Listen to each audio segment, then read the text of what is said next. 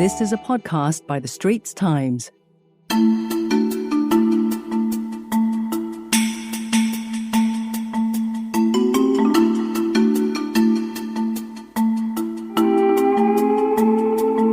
You're listening to In Your Opinion, a podcast series by The Straits Times. I'm your host, Ernest Lewis.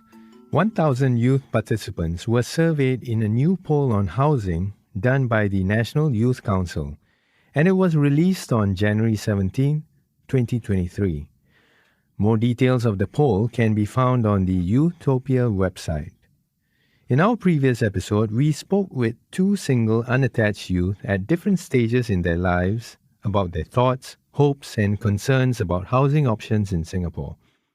This time round, we've invited a young married couple to share with us their journey in securing their first home in Singapore and other housing considerations. This episode is brought to you by the National Youth Council in support of Forward Singapore.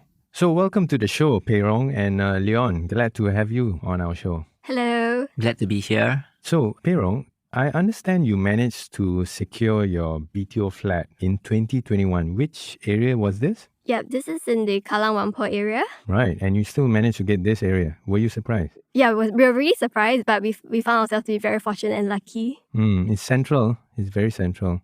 And is it true that your new flat will be ready only in 2027? Correct me if I'm wrong. Yeah. So how do you feel about that? I mean, what's the arrangement now? So currently we are staying at my in-laws' place, which is Peirong's grandparents. Okay. Where's that? That is at Yio Chu Kang. Oh, wow. Okay. Yeah, so over the weekends, we make certain arrangements to go to my parents' place. So weekly, we are alternating between two homes at the moment. So Yio Chu Kang and Hougang. Hougang. Wow. Yeah. Okay. You'll have to do this for the next 5 years or so, right? Yeah, probably. Even the authorities actually did say that in the coming years, they will look to shorten that waiting time to hopefully 3 years.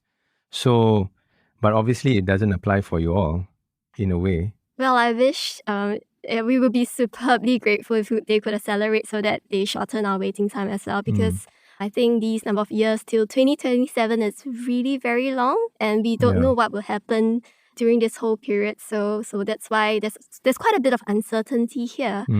Yeah. And both of you are 33. Yes. And how long have you been married already?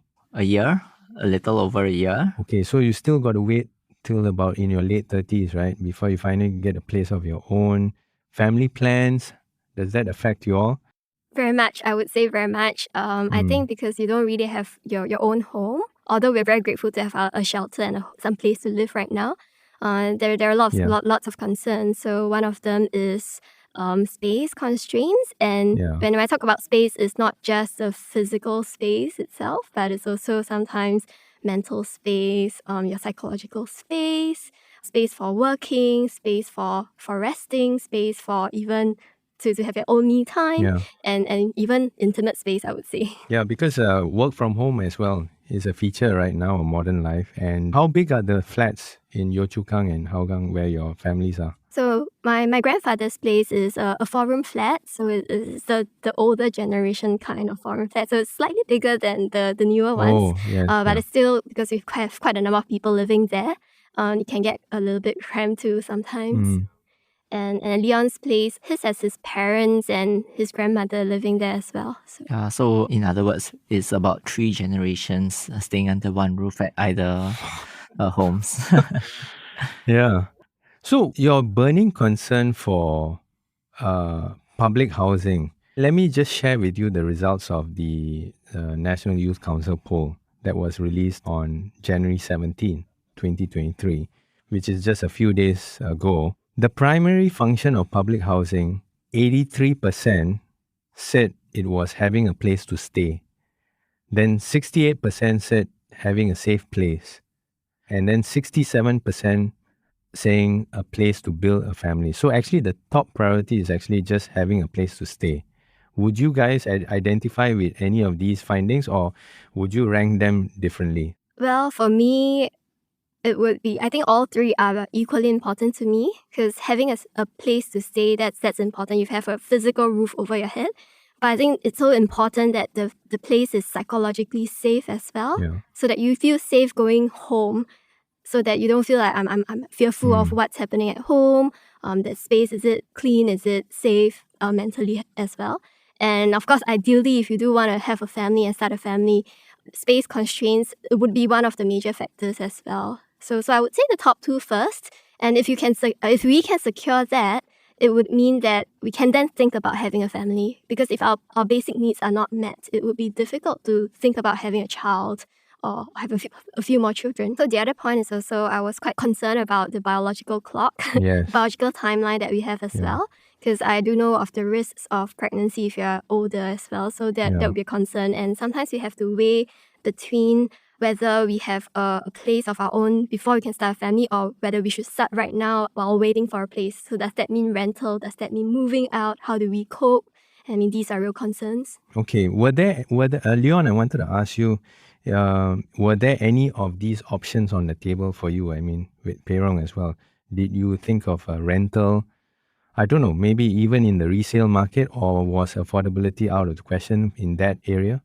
So I think currently we do have some plans to look into rental apartments as well, right? But those are mostly for cases where, what if all of a sudden our baby is popping out? So we really, I think the both of us, we really value the space, both personal and the family space.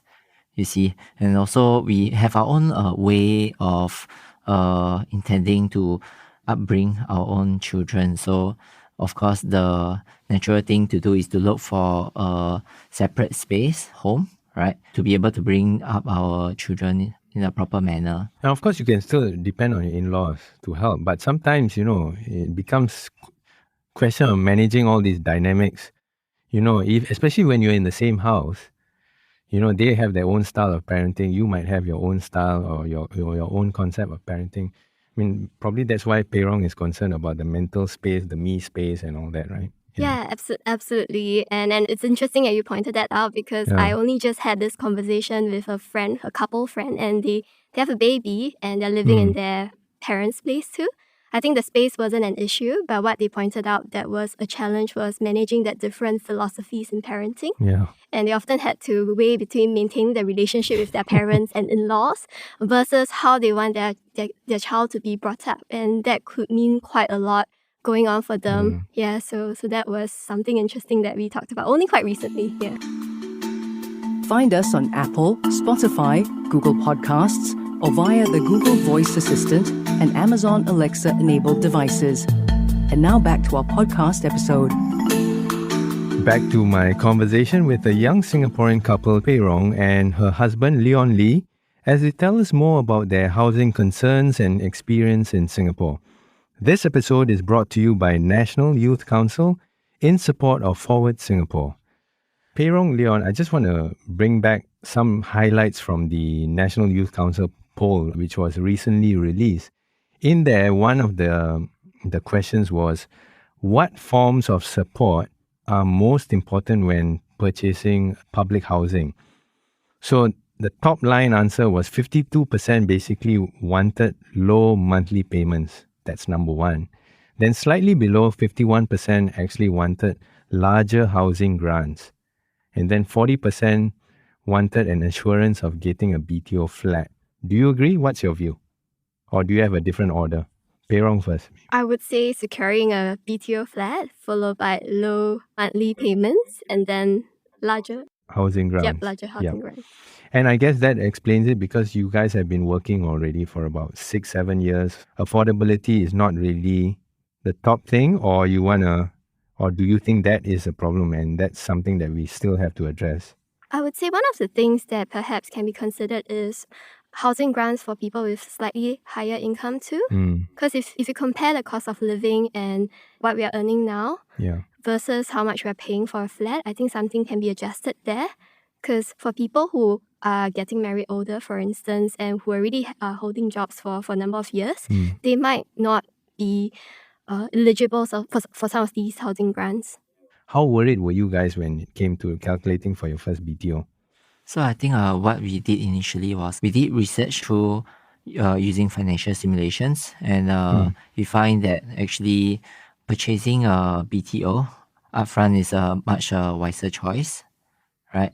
I think partly because of the depreciating value that we see in HDB flats. The resale flats. Yeah, correct. Right. In the HDB resale flats. So that is also another concern for you, right? That is factored into our financial simulations, and also, of course, the combined household income, how much we are earning. So that actually dictates what options we can actually go for. So yeah, if I may just add in, the other part is at that point in time, the housing prices in the resale market were very high, and there was a high chance of having a rather high cash over value, or people call it COV. Yep. Plus, because it was also during the COVID period, and we checked, and that at that point in time, the renovation fees were also really high. So imagine you buy a resale flat, and then you have to renovate it, or you have to pay the cash over value, the down payment and everything. There's a lot of upfront payment that you have to make on the onset of getting it, and it was almost immediate. And we felt that it wasn't the wisest choice, because that would have an impact on us in the future. So we wanted to be a little bit more prudent in this sense, to make the choice of like a little bit like delayed gratification, while trying to, of course, managing the trade-offs in the short term is not easy too. So one of the findings in the poll actually stated that housing board flats should be used for owner occupation and not as an investment asset. And 49% agree, 33% strongly agree, and 15% disagree. What's your view, and do you rank it differently for yourselves? I would say strongly agree. What about you, Leon? Strongly agree too. Oh, how come? I guess, it's really tough to secure a BTO flat. Look at the quota and the queue numbers. It's just quite, it can be very stressful for couples who really want to settle down soon and set up their own families. And that wait can mean a lot in between. That uncertainty, it could mean even broken relationships or a lot more challenges in between. And then you wouldn't know. I think I know of some people who didn't manage to afford their flat after that wait, because their relationship had changed, or because they were retrenched or restructured, and that could pose a lot of challenges. And I mean, something that my parents and Leon's parents think is the early years of your marriage is the time that you want to get to know each other a lot more, and it's the teething time of that married life relationship. And you want to have that space to nurture this kind of long-term foundation for the long term. In the long term, Yes, and I think to add on, there are many other modes of investments, and I would think we need to revisit the main objective, or what's the core rationale of having HDBs, to provide Singapore citizens with housing, affordable housing, and we need to ensure that we are Singaporeans, and especially our next generations, are able to enjoy this. So and I mean the affordability. If you look at the rates now, I mean the rate of your own flat, are you really worried that in 10 years time, let's say, I don't know, do you have younger siblings? Okay, what's your younger sibling like? In your late teens or something? So my younger sibling is 2 years younger than us. So she is 31 now. But she bought a flat earlier than us. She bought it in 2015. And just today I had a chat with her, and I found out that the price of her flat was, our flat was double the price of what she bought for the same amount of unit space. Wow. Yeah, and that is so shocking to us, because it has shown how much housing prices have increased within... in just 7 years, Yeah, right? absolutely. Yeah. I mean, it was so easy for you guys to overstretch yourself 2 years ago if you had jumped in then, right? Yeah, we're very grateful that we didn't jump into the resale market, because that would have been disastrous when I decided to leave my job. And actually, at each point in time, we did financial simulations with our financial advisors before we make huge decisions. And money and finances is always an important factor. And I think I'm an advocate for doing sound financial planning, so that you are empowered to make your own decisions in life. Yeah. And even that, when I was deciding to quit my work, we had to figure out whether it's possible. And we quickly found out that it's not possible for us to just have one person working and the other not. So then it becomes like, how long can we sustain for me not being employed for a while? And later on, what is the minimum income I need to get in order so that we can keep to our financial commitments and pay our mortgage as well. So, Pei Rong, Leon, do you have any outstanding tips for young married couples like yourselves at the age about early 30s who might be listening to this podcast and maybe figure out, okay, we've been working a while. There's a good chance for this BTO. We've got the money. Let's dive in. It's not as simple, you're saying? Yeah, it's not as simple as that, because apart from just deciding that you can afford that BTO, at that point when the both of you are working, things can very much change over that period while you're waiting for your flat to be completed. So say, for instance, maybe you might lose your job, or maybe you decided to quit like me, or perhaps if you decided to suddenly have a lot of children. And all these would shape how much you can afford at that point in time, as well as in the future as well, because you have to finance your mortgage in the longer term too. So making sure that you continuously review your finances, do the simulations, and make sure that you are able to commit the kind of lifestyle that you can live, and yet at the same time afford your housing and your flat. And not overstretch yourself too early, right? Yes, of course. And to add on to Pei Rong, I think what we married couples, I think, should do is adapt to the dynamic situations in our life. So things like, all of a sudden losing our job. I mean, ever since COVID hit us, there were a lot of retrenchments going on and about, right? So the dynamism in the work industries and of course in families as well, like if our parents fall sick, so it will also impact our financial situation. And as such, we need to be adaptable and relook into the financials, right, again, and ensure that we can ultimately make things work. Yeah, and also the other thing you mentioned is about your parents, you have to forecast situations for that, are they retired or still working? So both my parents are still working. I come from a humble family, so my parents don't earn very much. And I always joke that my sister and I are their retirement plans as well as their insurance plans. I mean, we don't blame them, because it's really tough to save because they're not earning a lot to begin with. And you see with the cost of living rising, I'm really very grateful that we both got to go to school and we managed to finish our undergraduate and our master's degree, and we've really been very fortunate. And of course, with that, we want to be able to be responsible and support our parents as well as they are aging. And that's a cost that is not easily calculable. Okay, thanks very much for sharing your thoughts as a young married couple on this topic of housing and your concerns for the future in Singapore. Thanks, Pei Rong.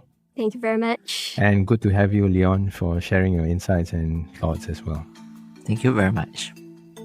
Well, that's a wrap for In Your Opinion, a podcast series by The Straits Times. I'm your host, Ernest Lewis, and if you resonate with the points raised, do share this podcast episode with your friends and family. If you'd like to read more of ST's opinion articles, there are links in the podcast text description below. This episode was brought to you by the National Youth Council in support of Forward Singapore. Thanks for listening. That was a podcast by The Straits Times. Send your feedback to podcast@sph.com.sg. Find us on Apple, Spotify, Google Podcasts, or via the Google Voice Assistant and Amazon Alexa-enabled devices. For more podcasts by The Straits Times, The Business Times, and Money FM 89.3, you can also download the Audio by SPH app. That's AWEDIO.